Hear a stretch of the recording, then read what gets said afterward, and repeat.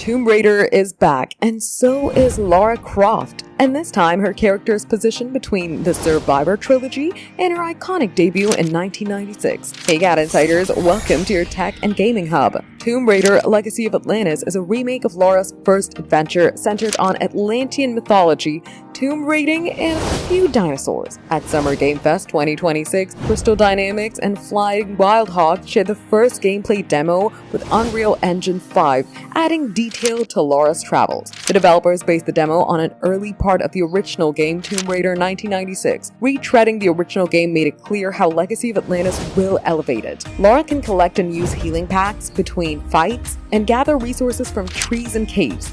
And there's also collectible hunting. Lara's PDA combines encyclopedia entries for everything you find, along with the current task. It also includes a scanner that can be used intermittently to offer some tips on what to do next. A grappling hook and climbing axe round out the equipment loadout. Besides, swinging the grappling hook can also be used to pull objects towards the player, and it's crucial to solving the cock puzzle. After scaling the mountainside and going through the waterfall, the demo jumps a little deep into the jungle. Dinosaurs surround Lara, and she doesn't even blink. Thankfully, Lara's dual pistols have infinite ammo, and it'll be easy to down a pack of dinosaurs. In the demo, a T-Rex also enters the scene, so you'll have to plan your escape without falling to death. Legend of Atlantis looks more like the original action-adventure title with some advanced game mechanics. Lara isn't invincible, but she's now made of sterner stuff. Tomb Raider Legacy of Atlantis launches on February 12, 2027 on PlayStation 5, Xbox Series XS, Steam, and Nintendo Switch 2. For more updates, subscribe to GadInsider, like and share the video, and don't forget to press the bell icon so you never miss any update.